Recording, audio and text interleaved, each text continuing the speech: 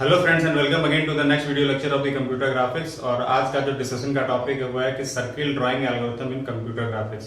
तो circle basically होता क्या है?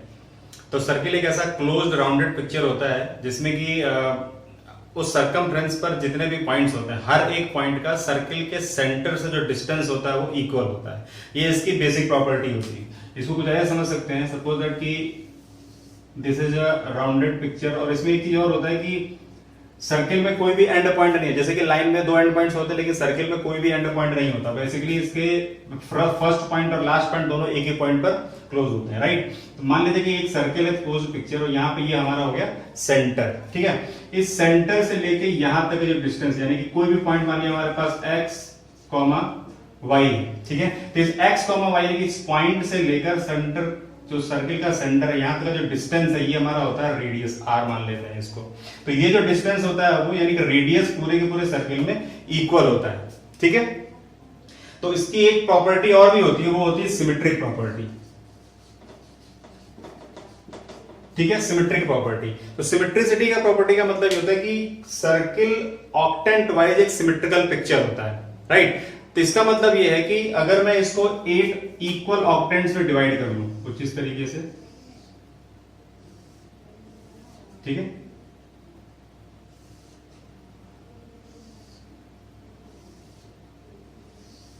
यह समय हमने क्या किया, इसको ये मान लिया हमारे पास एक्स एक्सिस हो गया, ये हमारे पास वाई एक्सिस हो गया,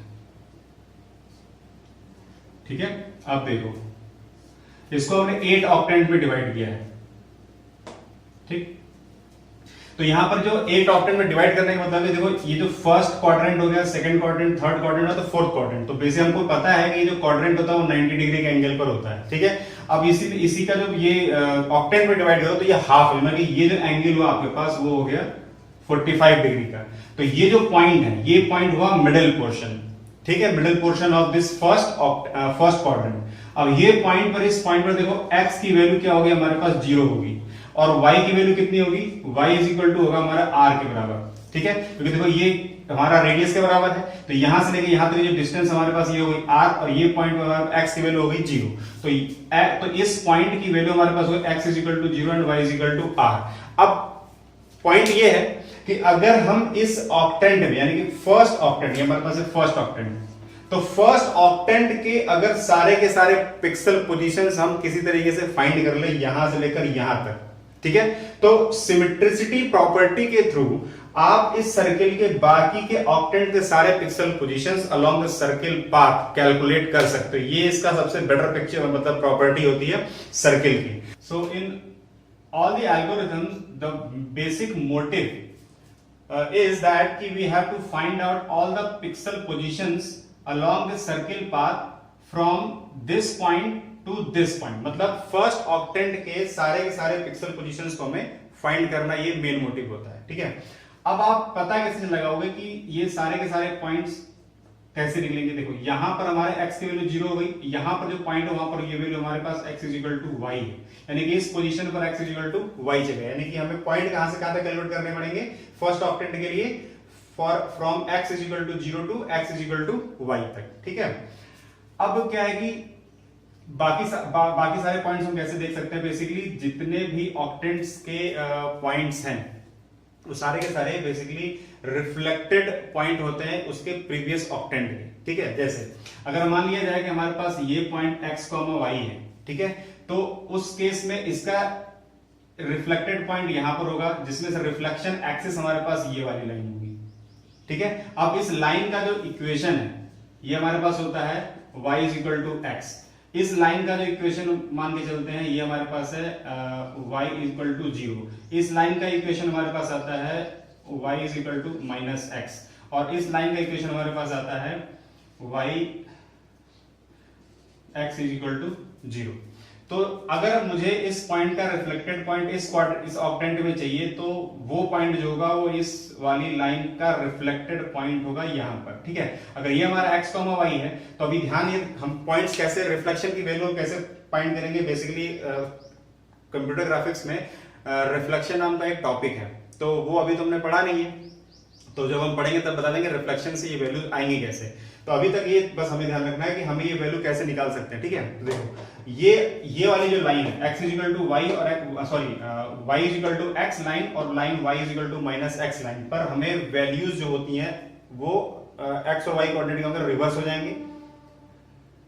हो जाएंगे और बाकी हमें सिर्फ क्या करना है, क्वाड्रेंट वाइज उनकी प्लस और माइनस की वैल्यू ध्यान रखनी है। ठीक है, लेकिन जो ये वाली लाइन आएगी x इजिकल टू 0 और y इजिकल टू 0, इन दोनों लाइन पर x और y की वैल्यू रिवर्स नहीं होगी, सिर्फ और सिर्फ हमें वही रहेंगे, बस उनका हमें साइन का ध्यान रखना है। कैसे, देखो ये अगर हमारे पास ये पॉइंट x कॉमा y है तो यहां पर ये पॉइंट देखो क्या होगा, इसका रिवर्स वैल्यू होगी। क्यों? क्योंकि हमारे पास लाइन के y इक्वल टू x, तो हमारे पास ये जो पॉइंट होगा वो हमारे पास होगा y कॉमा x। ठीक है, अब मैं बात करूंगा इस पॉइंट की, अगर मैं यहां पे बात करूंगा तो क्योंकि लाइन हमारे पास क्या है x इजिकल टू 0, तो x इजिकल टू 0 पर कोई रिवर्स नहीं होगा, यहां पर सिर्फ यही वैल्यू आएगी x y और x। लेकिन अब जो कि इस वाले एक्सिस पर यानी कि सेकंड वाले क्वाड्रेंट में जो फर्स्ट वैल्यू होती है, कॉमा के फर्स्ट वाली वैल्यू क्या होती है, नेगेटिव होती है, कॉमा के उधर वाली वैल्यू क्या होती है, पॉजिटिव होती है। तो कॉमा की इधर वाली वैल्यू नेगेटिव, ये हमारे पास पॉजिटिव हो गया। ठीक है, अब बात करते हैं इस पॉइंट की। ये पॉइंट क्या होगा, देखो ये हमारे पास लाइन कौन सी, ये लाइन हमारे पास y equal to minus x, यानी कि हमारे पास वैल्यू रिवर्स हो जाएगी। रिवर्स हो जाने का मतलब हो गया हमारे पास हो गया ये x और ये हो जाएगा y। और इस केस में हमारे पास क्या है, कॉमा की, क्योंकि ये भी हमारे पास क्या है सेकंड क्वाड्रेंट में, ये सेकंड क्वाड्रेंट में कॉमा के लेफ्ट हैंड साइड वाली जो वैल्यू होती है क्या होती है, नेगेटिव होती है, और कॉमा के उधर वाली वैल्यू क्या होती है, पॉजिटिव। तो हमने नेगेटिव कर दिया। ठीक है, अब बात करते हैं इस पॉइंट की। तो इस पॉइंट में क्या हमारे पास लाइन कौन सी है, एट y इक्वल टू 0, तो y इक्वल टू 0 पर नो रिवर्स, यानी कि हमारे पास ये x और y ही रहेगा। लेकिन अब हमारे पास का ये थर्ड एक्सिस आ गया, थर्ड क्वाड्रेंट में आ गया, और थर्ड क्वाड्रेंट में पता है कि कॉमा के दोनों साइड की वैल्यू क्या होती है, नेगेटिव होती है। तो हमने क्या कर दिया, इसको दोनों को नेगेटिव कर दिया। अब बात करते हैं इस पॉइंट की। ये पॉइंट क्या होगा, ये पॉइंट के लिए हमारे पास ये लाइन होगी, इसका रिफ्लेक्शन वैल्यू, ये लाइन हमारे पास क्या है, y इक्वल टू x, यानी कि यहां पर हमारे पास ये रिवर्स हो जाएगा, यानी कि हो जाएगा y और x, और दोनों के दोनों क्या होगा, नेगेटिव होंगे। क्यों? क्योंकि ये थर्ड क्वाड्रेंट में है। ठीक है, अब बात करते हैं इस पॉइंट की। इस पॉइंट में क्या होगा कि हमारे पास लाइन कौन सी, रिफ्लेक्शन एक्सिस कौन सा है, x इक्वल टू 0, तो x इक्वल टू 0 पर x और y पर कोई वैल्यू चेंज नहीं होगी, रिवर्स नहीं होगा, यानी कि ये हमारे पास क्या रहेगा, y और x ही रहेगा। लेकिन अब क्योंकि ये हमारे क्या है फोर्थ क्वाड्रेंट में, तो कॉमा के पहले वाली वैल्यू क्या होगी, पॉजिटिव होगी, कॉमा के बाद वाली वैल्यू क्या होगी, नेगेटिव होगी, यानी कि ये नेगेटिव हो गया। ठीक है, अब उसके बाद इसकी बात करते हैं इस पॉइंट की। तो देखो ये पॉइंट हमारे का y equal to minus x का रिफ्लेक्टेड पॉइंट होगा। ठीक है, अबाउट रिफ्लेक्टेड पॉइंट होगा, तो ये बात क्या रिवर्स हो जाएगी, यानी कि वैल्यू हमारे पास है x और y। लेकिन ये चूंकि हमारे क्या है फोर्थ क्वाड्रेंट में, और फोर्थ क्वाड्रेंट में कॉमा के पहले वाली वैल्यू क्या पॉजिटिव है, कॉमा के बाद वाली वैल्यू क्या होगी, नेगेटिव, तो हमारे पास ये नेगेटिव हो गया। इस तरीके से हम 8 ऑक्टेंट्स के जो पॉइंट्स वैल्यूज हैं उसको हम पता कर लेते हैं, और एक बार यहां से लेकर यहां तक सारे के सारे पॉइंट्स कैलकुलेट हो जाए, उसके बाद क्या करोगे, इन सारे के सारे पॉइंट्स को सेंटर ऑफ द सर्किल में ऐड करते हुए आप बाकी के सारे ऑक्टेंट के वैल्यूज को कैलकुलेट कर सकते हैं। ठीक है, अब बात करते हैं सर्किल को डिफाइन कैसे करेंगे। ठीक है, तो सर्किल को डिफाइन करने के लिए हमारे पास सर्किल की इक्वेशन होती है। तो सर्किल की इक्वेशन तब जब circle is centered at origin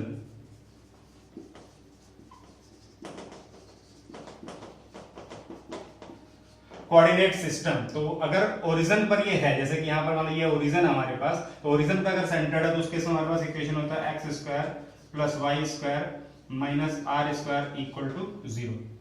ठीक है, इस केस में अगर मुझे y की वैल्यू कैलकुलेट करना तो y ऐसे निकलेगा आपके पास r square minus x square. यहां से क्या है कि आप r तो बेसिकली हमारा कांस्टेंट है। ठीक है, अब एक्चुअली मिलती है हमारे पास जो y की वैल्यू डिपेंड किस पर करेगी, डिपेंड करेगी x पर। इसका मतलब ये कि अगर मैं x की वैल्यूज रखता हुआ चला जाऊं तो मुझे उसके कोरस्पॉन्डिंग y की वैल्यू कैलकुलेट होते चली जाएगी। तो इस पर्टिकुलर फंक्शन में यानी कि इस इक्वेशन में अगर मैं x की वैल्यू कहां से कहां रखूंगा, x इक्वल टू 0 से लेकर x इक्वल टू y तक रखूंगा वैल्यू। ठीक है, x इक्वल टू y का मतलब हो गया आप रखोगे यहां पर value from x equal to 0 to x equal to r upon root 2। ये कैसे निकलेगा, देखो यहां से देखते हैं, हमारे पास क्या हो गया, y इक्वल टू x हो जाएगा इस पॉइंट पर। ठीक है, यहां पे 2x स्क्वायर हो गया, 2x square is equal to r square हो गया। ठीक है, तो r square is equal to 2x square, तो ऑटोमेटिकली हमारे पास क्या होगा x इज इक्वल टू कितना हो जाएगा r अपॉन रूट 2, ये वाली वैल्यू। इसका मतलब ये है कि आप क्या करोगे इस इक्वेशन में x की वैल्यू फ्रॉम 0 से लेकर x is equal to r by root 2 तक रखते चले जाओ और उसके कॉरेस्पॉन्डिंग y की वैल्यू कैलकुलेट करते चले जाओ, then you will find all the pixel positions from this location to this location, it means all the pixel positions of first octant. ठीक है, कैलकुलेट हो जाएगा। मगर इसमें प्रॉब्लम ये है कि इस फंक्शन में कह लो या इस इक्वेशन में जो कैलकुलेशन है वो थोड़ी सी टफ होगी। रीजन क्योंकि this particular equation involve the square function and the square root also, तो automatically this thing just create the function complex, या कैलकुलेशन क्या हो जाएगी यहाँ पे कॉम्प्लेक्स हो जाएगी। तो आप ये कह सकते हो कि इसको भी हम एक एफिशिएंट मेथड नहीं मान सकते सर्कल को ड्रॉ करने के। ठीक है, अब मान लीजिए चलते हैं कि सर्कल जो है सेंटर्ड ओरिजिन पर ना होके किसी और लोकेशन पर सेंटर्ड है। मान लो कि सर्कल हमारा ऐसे सेंटर्ड है, सर्कल ये ऐसे जगह पे है और यहां पर हमारा सेंटर मान लो h, k है। ठीक है, और ये हमारा ओरिजिन है और ये कोई हमारा पॉइंट हो गया मान लो x, y। इस केस में जो इक्वेशन होगा, इक्वेशन हमारे पास होगा x minus h whole square plus y minus k whole square is equal to r square. ठीक है, इस केस में हमारे पास क्या हो जाएगा, ये y माइनस के का स्क्वायर इक्वल टू हो जाएगा r square minus x minus h का स्क्वायर और ये अंडर रूट। तो यहां से y आ जाएगा आपके पास, ये हो जाएगा प्लस माइनस, तो k plus minus under root r square minus h minus x minus h whole square. तो ऑटोमेटिकली यहां पर भी आप देख रहे हो तो यहां पर भी आपके पास स्क्वायर और अंडर रूट दोनों के दोनों इन्वॉल्व है। तो ultimately with the help of this thing also the calculation is very tough और सर्किल को ड्रॉ करने के लिए ये भी एक एफिशिएंट मेथड नहीं है। तो क्या करेंगे, तो हम एक दूसरे मेथड की बात करेंगे या दूसरे इक्वेशन की बात करेंगे, दैट इज पैरामीट्रिक इक्वेशन। ठीक है, तो parametric form,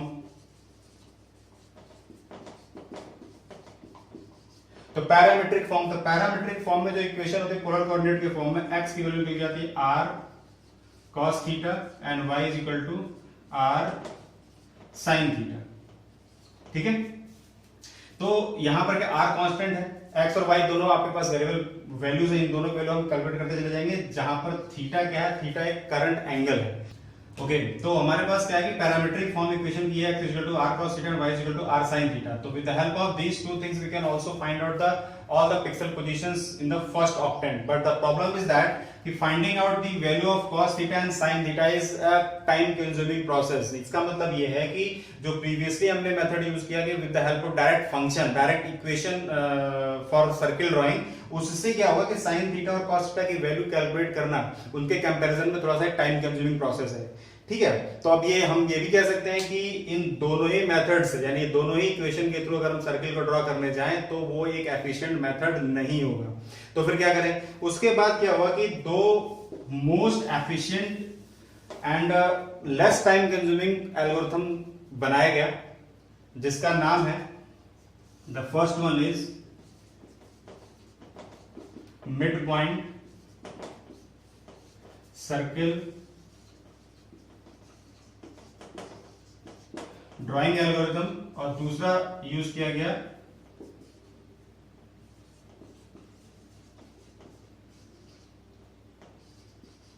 ब्रेसनहेम circle drawing algorithm. ठीक है, तो इन दोनों ही एल्गोरिथम का जब हम यूज करते हैं for the drawing of the circle, then these two algorithms take the less amount of time for circle drawing and also these two are the most efficient algorithm for drawing the circle in computer graphics. So अब इन algorithms को हम one by one subsequent classes में देखेंगे कि what are the basic rule of these two algorithms and what are the how can we derivate these two algorithms। ठीक है, तो इन दोनों algorithms से मेन मोटिव ये रहता है कि फर्स्ट ऑक्टेंट के सारे पॉइंट्स हमें कैलकुलेट करने हैं। ठीक है, तो कोशिश ये रहती है कि हर एक स्टेप में जो सर्किल पाथ के सबसे पास यानी कि मोस्ट नियरर या नियरेस्ट पिक्सल पोजीशन होता है उसी को हमें चूज करना होता है और उसी को हमें प्लॉट करना होता है। इन दोनों ही एल्गोरिथम से मेन कॉमन पॉइंट यही है। ठीक है, बाकी की बातें हम इन दोनों एल्गोरिथम्स को one by one next classes में चर्चा करेंगे। ठीक है, टिल देन थैंक यू।